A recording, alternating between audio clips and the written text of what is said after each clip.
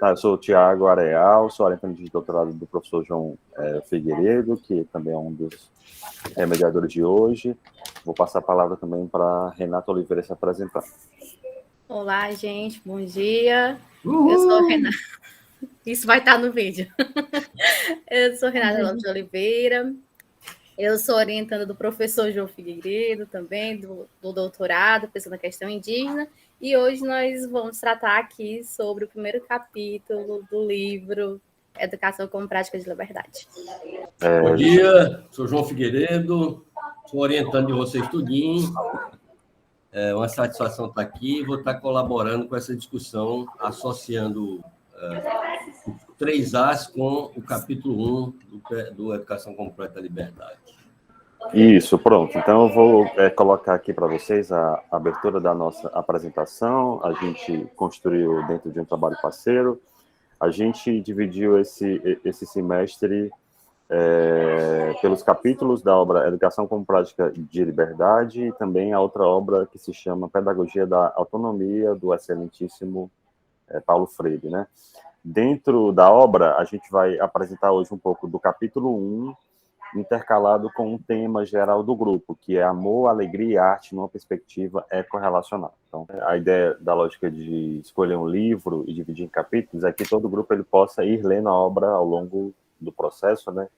E, de fato, a gente elenque pontos que tiveram dúvidas, assim, eu já li a obra de Paulo Freire, por exemplo, sem estar no GEAD, né? A presença do professor João, e pós-GEAD, então, o meu ler com o GEAD foi outra leitura, porque eu trazia as minhas indagações lá na mesa com o professor João presente, e aquele meu pensamento inicial, ele se tornava muito mais fortalecido, né? A gente vai começar a nossa apresentação, que teve a harmonização com a música do Caetano, e agora a gente vai falar um pouco sobre a primeira obra que o GEAD vai dar sequência ao longo desse semestre, que se encerra em fevereiro do ano que vem. Então, a obra Educação com Prática de Liberdade, ela foi escrita no exílio por Paulo Freire, né? Mais precisamente no ano de 1965. Ela reporta a experiência de alfabetização de adultos no Nordeste do Brasil, anterior ao golpe militar. Ela faz uma crítica à educação massificadora, defendida pela própria ditadura. O livro tem a apresentação do Pierre Fortet, que ele fala sobre Paulo Freire, ou O Poder da Palavra. A introdução da obra Educação e Política foi escrita também por Francisco, se é alguma coisa eu sou péssimo.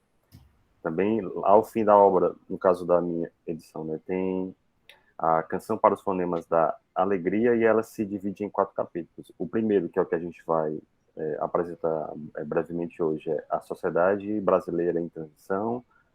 No capítulo seguinte é A Sociedade Fechada e Inexperiência Democrática. No terceiro capítulo é Educação versus a Massificação, e no último, que é Educação e Conscientização. Isso tudo, gente, a gente está tentando dialogar dentro da perspectiva ecorrelacional. Ok, nas primeiras páginas da obra, ele faz essa interlocução entre relação e contato. Na edição antiga, ela está na página 39, para quem está acompanhando aí, né? Ele fala que o ser humano é um ser de relação, não só de contato, não apenas está no mundo, mas com o mundo. É o que o professor João sempre enfatiza quando ele vai falar sobre a perspectiva ecorrelacional, no qual ele coloca a pé nessa construção de uma teia de relações e de relacionamentos também, né? Se o professor João quiser ampliar o diálogo, vai poder também. Eu queria só fazer uma observação que, Okay. Efetivamente, naquela época, Paulo Freire não tinha condições ainda de ampliar a própria percepção dele sobre o conceito de contato que ele defende. Até entendo que a relação do animal com o mundo é diferente da relação do humano com o mundo. Mas compreendo também que há uma relação do animal com o mundo, né? Quando eu vejo, por exemplo, um cachorro parado na calçada, esperando o sinal abrir para ele passar, isso mostra claramente aquilo que a nossa querida Valéria, né, falava da senciência animal. E se o animal é um ser senciente, ele tem plenas condições de estar estabelecendo um diálogo. Evidentemente que ele não tem amplitude ou a complexidade do pensar humano capaz de definir objetivos, metas, propósitos, né? Articular uma consequência de uma ação a longo prazo. Mas o animal já consegue fazer uma análise das consequências. Por exemplo, quando ele não passa, quando o sinal não lhe favorece, ele está avaliando, né? Então, quando ele senta, eu já vi mais de uma vez isso, o animal sentar e esperar o sinal fechar para ele passar. Ele está fazendo uma análise de consequências, né? Ele está tendo uma consciência de que se ele passar num outro momento, ele vai ser atropelado. A gente vê que alguns animais, no interior do estado, por exemplo, nem sempre conseguem perceber essa relação de causa e efeito, mas na medida que eles vão elaborando a compreensão de mundo, eles vão estabelecendo também essa potencialidade. Então, eu diria que Paulo Freire define uma distinção entre relação e contato muito identificada com o que ele tinha disponível de compreensão no mundo daquele momento. Mas, evidentemente, que eu penso que o animal, por isso que eu trabalho a partir da perspectiva relacional, e que todos os seres, tudo que existe, interage e colabora e também recebe as influências do meio.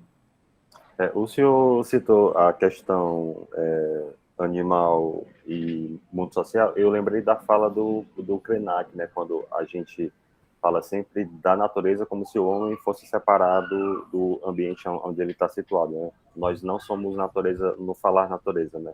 Nós estamos sempre observando algo que nós fazemos parte. Então, eu penso que ele traz um pouco dessa quebra de paradigmas entre o que é essa natureza e o que é o natural, né? Se eu agrido, né? É verdade, Tiago. Inclusive porque isso é consequência dessa filosofia contemporânea, moderna, né? Que se pauta na perspectiva de René Descartes, em que somente quem existe dá sentido à vida, né? E na concepção de Descartes, só quem existe é o humano. E o humano que se identifica com ele. Então, o humano que foge daquele padrão de civilidade, de competência X ou Y ou Z, esse é o humano que tem valor. Todos os outros não têm valor, não existem, né? Então, isso é uma outra questão importante que o Paulo Freire traz para a gente, a importância de compreender que nas relações é que nós vamos nos constituindo, né? Por isso, ele explicitamente diz isso, o ser humano é um ser de relação. De relacionamento. Fernandinho, por favor. Eu não sei se está aberto para o debate, se vocês... que eu fiquei pensando acerca dessa relação em contato e do que ele diz aí. Ser humano é um ser de relação, não só de contato, não apenas está no mundo, mas com o mundo, né? E aí o João trouxe essa relação com o animal, né? Mas eu fico pensando aí sobre o exemplo que a Valéria trouxe, que o João está trazendo, mas esse exemplo aí é um exemplo de estar no mundo. O animal está no mundo e, por isso, ele aprende naquele mundo. Agora, as decisões do animal são decisões práticas. As decisões com o mundo, e aí do ser humano, pelo que eu entendo da leitura do Freire, são decisões éticas. Então, eu fico pensando, João, se essa diferença entre contato e relação, mais do que essa dimensão do aprender, porque o aprender pode estar relacionado com a prática, mas que está relacionado a um ser ético, a partir das decisões que são tomadas, né? O ser humano, ele tem... as condições de fazer um debate ético, inclusive, por exemplo, de não ter sinal de trânsito. Por exemplo, eu já tive em alguns lugares que não tem sinal de trânsito, mas aquele grupo social convencionou ter uma dinâmica de um. Quer dizer, entra um carro daqui, entra um carro dali, né? No México eu vi isso, eu achei incrível. Não tem sinal em algumas localidades, mas é o uno. Então, entra o carro daqui, entra o carro dali. Quer dizer, é uma decisão ética tomada por aquele grupo social, quer dizer, e aí, nesse sentido, os animais não teriam essa decisão ética. É isso que eu penso acerca da leitura do Freire. Passo. Gente, só queria fazer, tipo, algumas reflexões, né? Porque tem um acordo com isso que João apresenta, inclusive, por causa das leituras de mundo e tal. E não só, acho que João trouxe um exemplo de uma possibilidade, mas, inclusive, Fernando traz esse elemento do ético, né? E o que é ético? A ética ela é uma construção social, né? Dependendo dos níveis, das possibilidades. Não vou entrar no conceito, mas vamos, assim, de forma bem ampla, colocar que é uma construção. Então, essa possibilidade dessa construção, ela é ampla. E aí, quando a gente limita essa leitura, e concordo com o João, acho que Freire ele construiu num momento histórico, dentro de outras condições, né? Mas entendo hoje, inclusive, que é essencial que a gente enxergue para além do que a gente, do nós mesmos, né? Não tentar impor ao outro as nossas percepções de mundo. E aí, essas questões de como nós dessa necessidade histórica, né, que nós temos e tal, de enxergar o mundo a partir das nossas perspectivas, porque foi a nossa primeira percepção de mundo, inclusive, né, dentro dessa sociedade ocidentalizada, essa percepção de nós como um centro da universalidade e que as nossas possibilidades de enxergar o mundo fossem únicas e verdadeiras e que tivessem que se aplicar a todos os outros seres. E eu entendo que os outros seres, cada um vai ter a sua própria construção de possibilidades. E aí concordo com o Freire, inclusive, quando ele coloca que esses outros seres, né, eles vão viver numa condição de presença muito mais fortalecida, como o livro traz, né? Essa questão de viver o presente, de estar no presente. Mas não entendo que isso os negue a possibilidade que historicamente se nega, que existe sim uma construção, existe uma familiarização, essa questão de você, por exemplo, né, nessas condições mais próximas da nossa realidade humana, porque para a gente entender, a gente acaba trazendo para a nossa realidade, mas na verdade tem diversas outras possibilidades de como isso se expressa. Mas, por exemplo, um animal que é criado próximo a nós e que cria aquela rotina de tal horário nos aguardar e se comportar de uma tal forma, se chegamos ou não, eu acho que também é algo que a gente precisa refletir. O fato do nosso sofrer, da nossa continuidade, trazer esse ser para estar conosco, de entender os sentimentos, eu acho impressionante como a minha gata entende meus sentimentos. Se eu estiver triste, ela é super arredia, mas ela vem para o meu pé, assim, fica nessa necessidade de cuidar, né? E eu acho que, assim, o principal, né, disso tudo, desse assunto que eu acho que a gente precisa refletir mais, é o querer impor ao outro ser a condição de sociedade que nós estruturamos como humanos, inclusive dentro de uma sociedade ocidental. Porque acredito, inclusive, que existam várias outras estruturações dessa relação, dessa possibilidade de relação que não está dentro da nossa compreensão. Inclusive, quando a gente vê o balé incrível que acontece dentro dos nossos corpos, através das células, sabe? E existe uma perfeição tão magnânima que eu acho que o mistério de como isso é construído, e quando coloco o mistério por não estar dentro da nossa compreensão, ele existe. Ele simplesmente existe, né? Não que eu vá ser usada ao ponto de achar que vou explicar, e nem pretendo, porque eu acho o mistério incrível. Mas queria só trazer essa reflexão. Muito grata. Pô, gratidão, André. Eu penso que a tua reflexão, ela encaixa e faz valer os próximos conceitos, né? Que ele traz também essa relação da integração versus a acomodação. Bem literalmente, ele trata. A integração resulta da capacidade de ajustar-se à realidade acrescida, de transformá-la a que se junta a de optar, cuja nota fundamental é a criticidade. O homem integrado é o homem sujeito. Eu vou trazer um exemplo bem simples. Eu dei aula em creche um tempo, e na rotina pedagógica da creche, deu 4h30, as crianças já jantam, porque elas 5 horas já vão para casa. Tinha um menino que diziam que era o meu filho lá, que é um menino negro, que ele era o mais feliz, eu coloco dessa forma, de toda a creche, assim. Uma vez eu encontrei ele no teto. Aí a gente sentava para jantar e ele sempre queria sentar, tipo, do meu lado, só que ele tinha uma característica específica, que ele comia o resto de todo mundo, assim. Ele tinha 3 anos, era uma criança, de fato. Uma vez eu estava trocando uma ideia com ele, ele falava que ele tinha que comer tudo, muito mais, porque à noite ele não comia e depois ele só comia na creche de manhã, porque eles são recebidos com mingau e com tudo, assim. E nessa lógica de se integrar ao mundo, a gente esquece, talvez, da figura das crianças, né? Eu estava dialogando com uma amiga que ela dá aula numa escola privada aqui de Fortaleza, bem rica, e a gente estava falando dessa relação de sobrevivência de uma criança de periferia com uma criança de uma classe mais abastada, assim, o quanto esse conceito de se integrar no mundo para sobreviver em relação a esse próprio mundo, ele é muito mais aguçado em povos periféricos ou em povos que vivem em situação de vulnerabilidade, porque é solicitado aquele sujeito ou aquela pessoa se integrar, porque senão ele não vai sobreviver, né? E a partir do momento que eu me acomodo dentro dessa relação de antítese, eu passo a ver o mundo nos moldes que me é entregue, eu não passo a questioná-lo sobre, né? Que talvez seja o possível caso da outra criança, né? Ele entende o mundo confortável da maneira que ele vê, então ele entende como se o mundo tivesse a serviço dele. Então, como o mundo está a serviço dele, talvez ele não seja despertado a criar essa noção de sobrevivência, porque ela não existe a grosso modo, né?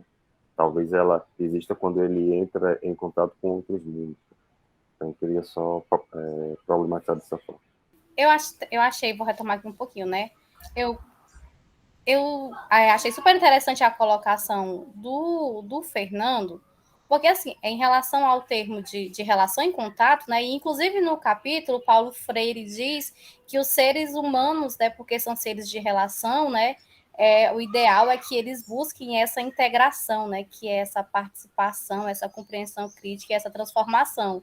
E ele chega mesmo, acho, em algum momento a falar que os animais, por serem seres de contato, né, eles são seres que se acomodam às situações, né? Mais ou menos isso que eu entendi, né? Que as situações vão variando e que esses animais, eles vão se acomodando, né? Por esse estar no mundo, né? Mas não no sentido de transformação, como o ser humano. E aí, né, eu ia até pedir nesse aspecto para o João depois falar mais um pouquinho para mim. Porque, assim, dentro da leitura de Paulo Freire, né? E pensando o humano enquanto referência, né? Eu penso a questão da relação, né, nessa diferenciação, inclusive pergunto que é o nosso próximo ponto, que é a questão da historicidade, né? Porque nós, enquanto seres humanos, a gente age no tempo, né? Quando a gente tem, né, a questão da dimensão crítica, muitas vezes até pensando numa perspectiva que ela ultrapassa a nossa existência enquanto sujeitos finitos, né? Enquanto sujeitos que morrem, né? Porque nós temos uma existência terrena, corpórea, temporal, né? Que ela se esvai dentro de um tempo.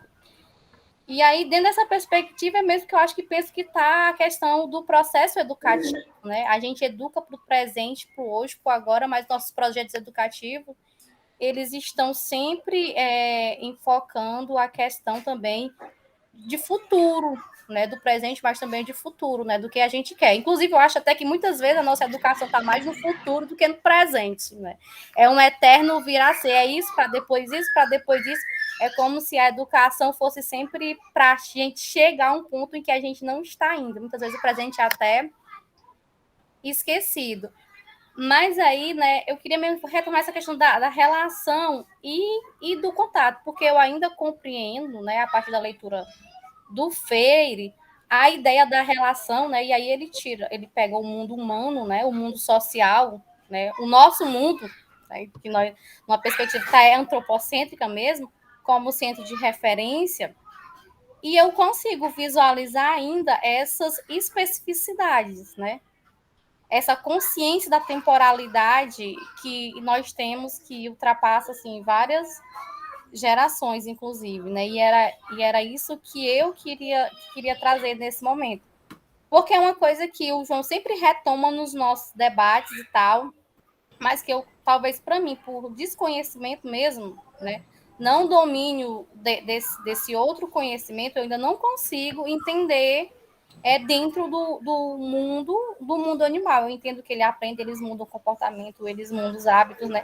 Mas essa questão da criticidade, da transformação e dessa transcendência, né, para outros futuros, outros inéditos viáveis, eu ainda compreendo como específica do humano, que talvez se relacione com essa relação de que Paulo Freire vai falar.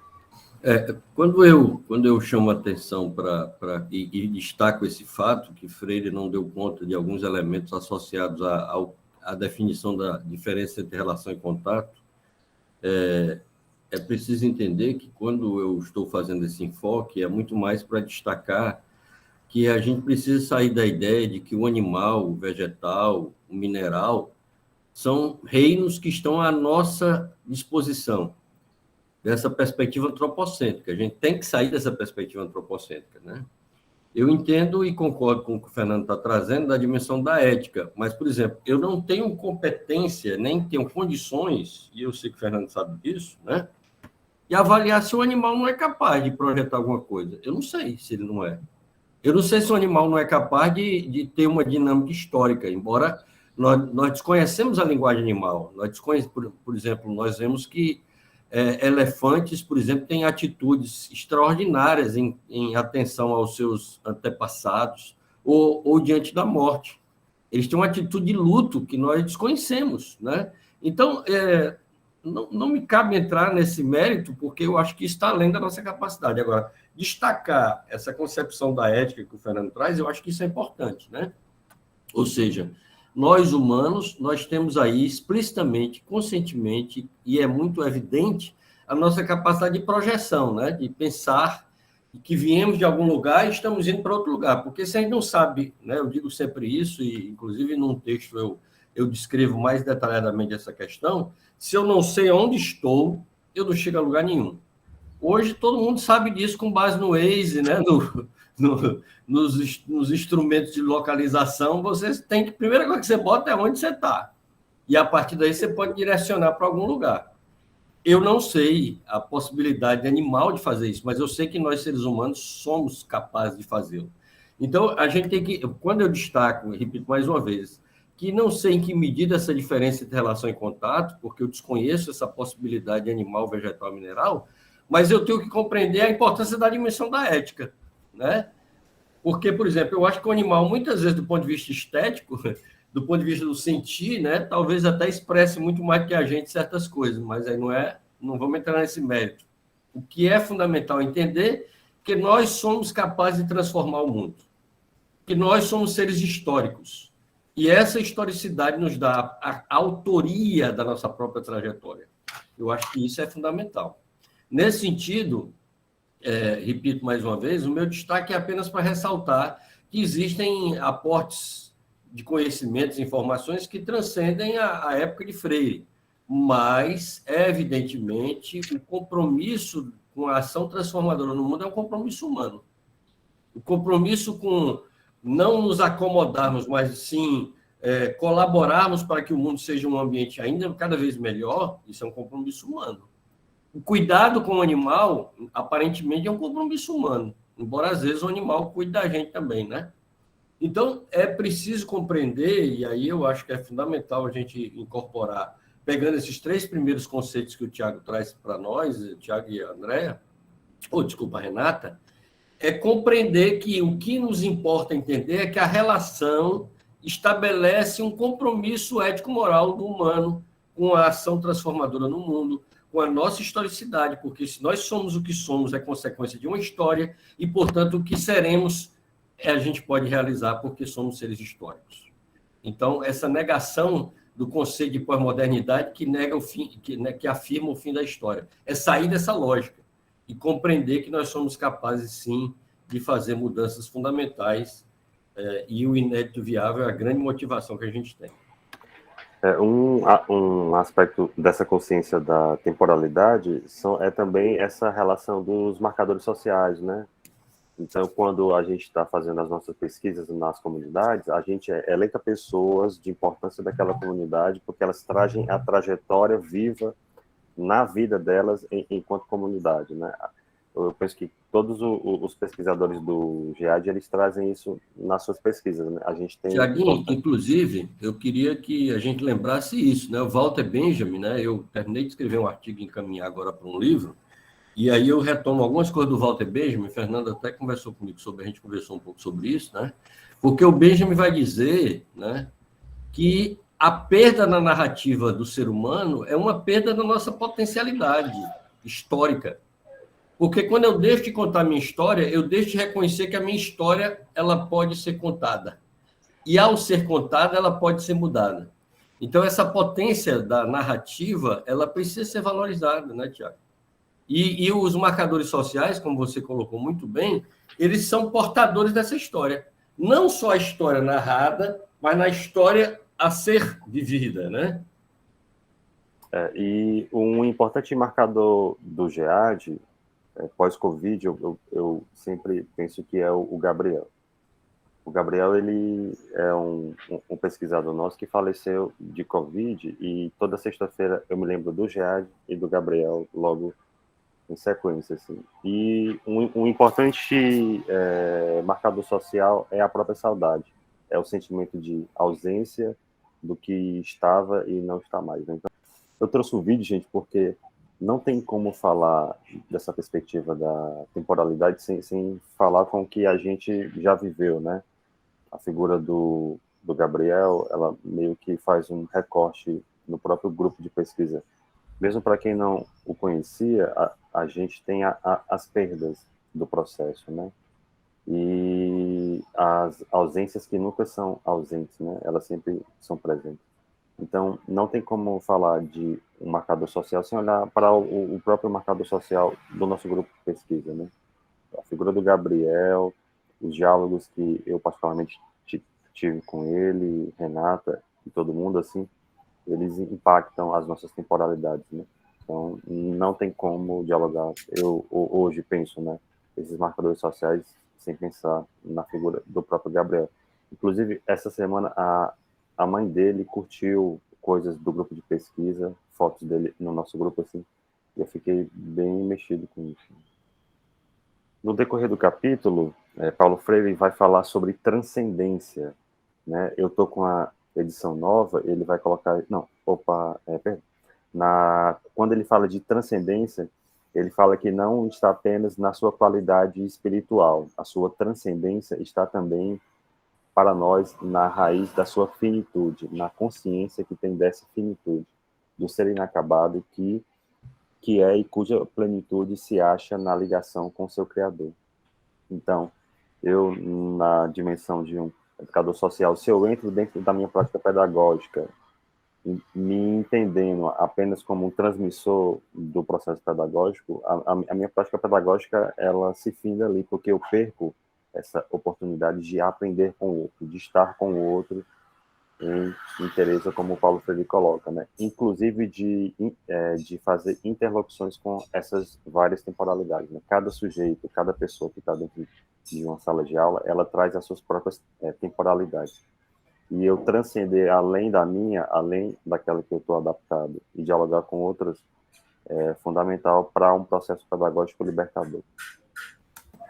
Eu fico pensando na questão da transcendência como uma potência que nós temos, né, de ir além do que nós estamos hoje. A concepção de ser mais que Freire traz e associar a perspectiva da praxis docente, né, eu acho que ela ajuda muito a gente a refletir sobre isso, nosso inacabamento, né? Quer dizer, ao mesmo tempo que nós somos inteiros, nós somos inconclusos, né? Quer dizer, nós somos inteiros porque nós temos todos os equipamentos necessários, mas nós somos inconclusos porque nós precisamos ativar toda essa potencialidade que há em nós e que não está ativa, né?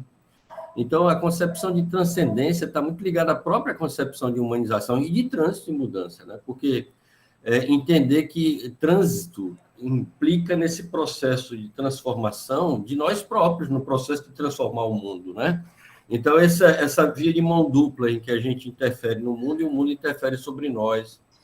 Então, eu penso que isso é muito importante, né? É muito importante. Eu acredito que, inclusive, o professor Huberto Maturana, né? Ele ajuda muito a gente a entender essa compreensão do fazer cultura, né? Desse processo de recriação, né? Nesses processos decisórios, que tem muito a ver com a nosso próprio arcabouço estrutural, né? Entendendo que esse arcabouço estrutural ele é quem nos mobiliza adiante. Quando você vê a introdução do Pedagogia do Oprimido, as primeiras palavras do Pedagogia do Oprimido, Paulo Freire vai retomar essa discussão que ele apresenta no Educação Completa da Liberdade, ressaltando que nós tememos a mudança, né? Então, a gente fica naquela da acomodação, né, que já foi citada, e aí, na perspectiva da acomodação, a gente não vai adiante. A gente não precisa esperar que a dor bata na porta para a gente mudar. A gente pode utilizar a potência, ou seja, a percepção transcendente, a nossa capacidade de se projetar para poder idealizar um avanço nosso, né? Então, eu acho que essa mobilização que a gente é capaz de fazer com a gente na relação com as outras pessoas, com o mundo, eu acho que isso é fundamental e é uma contribuição assim ímpar que Paulo Freire traz no Educação Completa da Liberdade. Os próximos conceitos que Paulo Freire vai trazer, que o João pode explanar até de maneira mais objetiva, até devido ao tempo, eu não tenho essa habilidade, ele vai falar sobre radicalismo e sectarização, né, onde ele coloca isso na edição nova, que é a que eu estou usando aqui. Ele fala que o homem radical, na sua opção, não nega o direito do outro a optar, não pretende impor ao outro a sua opção, dialoga sobre ela, né? E já a questão do sectarismo, da sectarização, ele fala que o sujeito sectário, ele nada cria porque ele não ama, não respeita a opção dos outros, ele pretende impor aos outros a sua. E não é opção, mas fanatismo. Quando fala fanatismo, a gente lembra de quem? Bolsonarismo. Então, basicamente, o homem radical seria esse homem aberto ao diálogo, e o sectarista seriam todos os outros bolsominions que amam ser bolsominions, e eu respeito quem gosta disso. Eu vou continuar só fazendo uma leitura breve, aí o professor João ele pode explanar de maneira mais objetiva. Na consciência intransitiva, Paulo Freire fala que essa forma de consciência representa um quase incompromisso, né, entre o homem e a sua existência. É a limitação da sua esfera de atenção. Ele também fala que, por isso mesmo, que existir é um conceito dinâmico, implica uma eterna dialogação do homem com o homem. Depois ele vai se contrapor falando sobre a consciência transitiva ingênua, que ela se caracteriza pela simplicidade na interpretação dos problemas, pela tendência a julgar que o tempo melhor foi o tempo passado, pela subestimação do homem comum, por uma forte inclinação ao gregarismo, característico da massificação.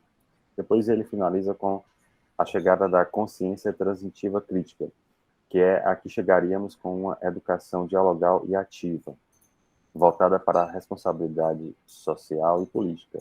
Se caracteriza pela profundidade na interpretação dos problemas, pela prática do diálogo e não da polêmica, que é o trabalho pedagógico que o GEAD faz ao longo do seu processo educativo. Aí, se o professor João quiser explanar melhor, está aberto, ou a Renatinha está aberta. Primeiro, essa problematização do dogmatismo, né? E sectarização e dogmatismo são palavras que Freire usa como sinônimas, né? E o radicalismo está focado no conceito de raiz. Então, ele diz que o homem radical é o homem raiz, é o homem que... Eu acho que essa palavra homem não cabe mais, né? A gente sabe disso, numa linguagem hoje que a gente problematiza o conceito de gênero, mas o ser humano raiz, ou o ser humano radical, é aquele que entende que a sua própria compreensão da verdade ela está aí possível de ser modificada. O Freire vai dizer que a única certeza que tem é de não ter certeza nenhuma, né? Porque ele sabe que essas certezas que ele tem, elas podem ser modificadas a partir do momento que ele interagindo com outras pessoas, compreende que essa certeza não é a melhor certeza, né? Quer dizer, então ele está sempre disponível, mas ele é radical em relação a determinados valores básicos, por exemplo, a concepção do valor humano, a concepção do valor ao amor, a concepção do cuidado com as pessoas, a concepção política da vida, são princípios radicais que Freire defende e que não abre mão deles, porque está na raiz da sua condição de ser. Mas tudo mais é passível de mudança no momento que ele compreende na interação com as outras pessoas os seus equívocos. E aí ele faz, naquele momento da sua obra, uma distinção de consciência intransitiva, ingênua e crítica. E depois ele vai dizer que isso é, na verdade, uma tentativa de diálogo com o filósofo brasileiro que teve uma contribuição importante para ele, né? E que lhe foi uma referência cara, porque, inclusive, ajudou demais a construção do ciclo de cultura, do debate político daquele momento da humanidade, né? E, nesse sentido, ele vai estabelecer, portanto, essa distinção. Mas ele, depois, em outras obras, ele vai dizer que é preciso entender isso de forma relativa, e não do jeito que parece ser, como ele disse naquele momento. Então, a partir dos seus estudos mais aprofundados em Marx, ele começa a dar uma amenizada nessas afirmativas. Eu entendo, por exemplo, a partir de determinadas pesquisas, que essa relação ela não pode ser aplicada ao ser humano, numa perspectiva de totalidade. Por exemplo, Tiaguinho tem uma consciência transitiva crítica. Eu não posso aplicar isso e classificá-lo dentro dessa consciência, porque todos e todas nós temos áreas da nossa vida em que nós temos uma consciência mais ingênua, e em outras nós temos uma consciência bastante crítica, né? Então, essa perspectiva da ingenuidade até a criticidade, ela é uma perspectiva aberta e aplicada a cada segmento, e nem uma delas de forma absoluta. Porque eu posso ter uma consciência crítica, por exemplo, em relação à política atual, mas não ter uma compreensão plena dessa política atual. Então, apesar de ter uma consciência crítica, ela não é uma consciência plenamente crítica, já que ela tem limites. Porque o humano está sempre aberto a ser mais. Se ele está sempre aberto a ser mais, ele é sempre transitivo, em certa medida, né? Por isso ele fala em consciência transitiva crítica. Então, nós estamos sempre em trânsito na direção de uma maior criticidade.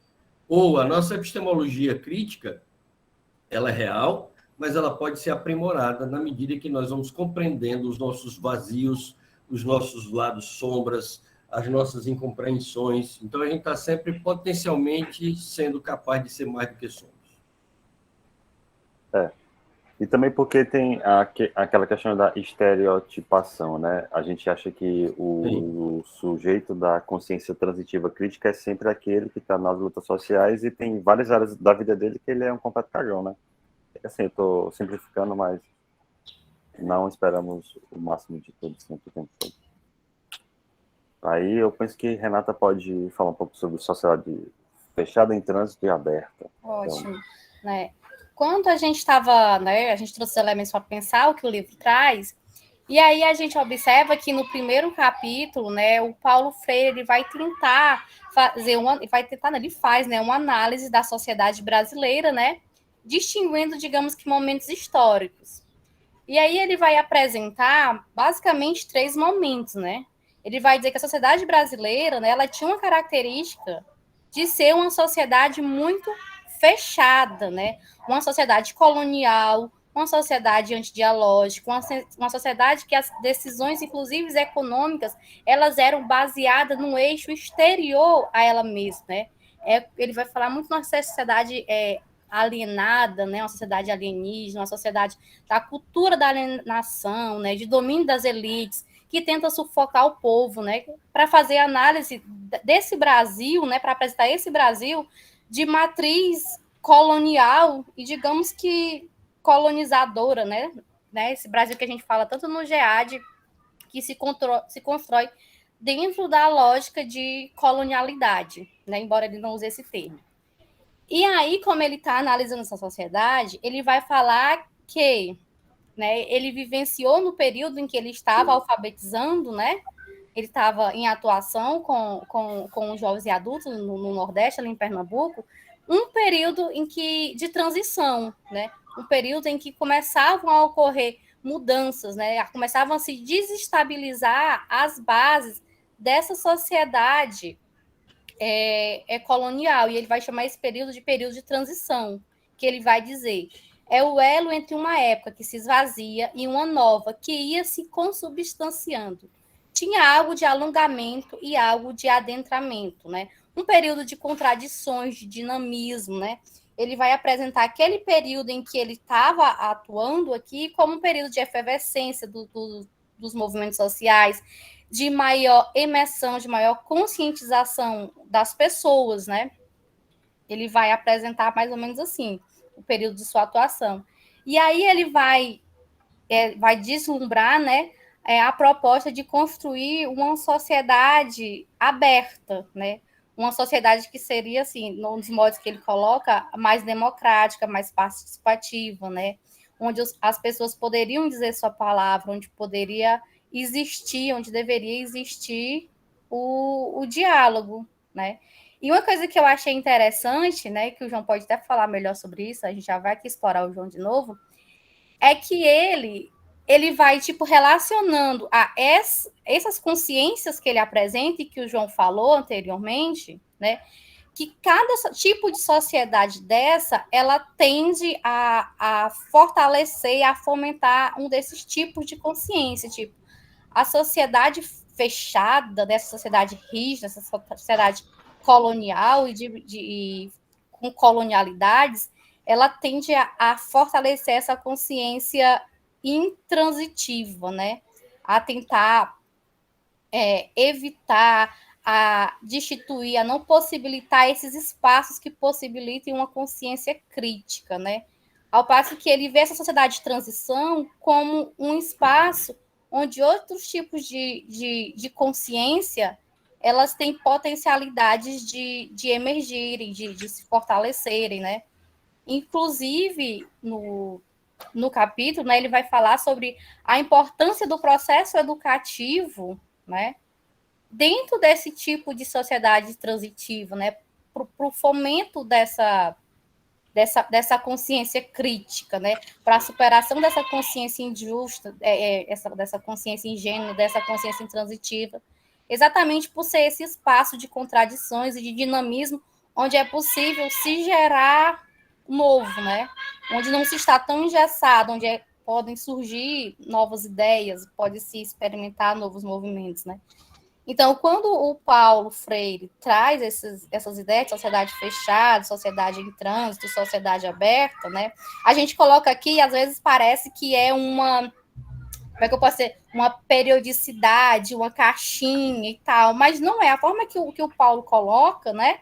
Tanto os tipos de sociedade como os tipos de consciência, é uma forma que ele traz da gente tentar compreender o movimento, entendeu? Só da gente não ficar perdido na questão do que é vivenciado do movimento, mas de tentar mais ou menos compreender, inclusive, a nossa margem de ação, né, nosso poder de atuação dentro daquele espaço, dentro daquele tipo de sociedade que está em construção.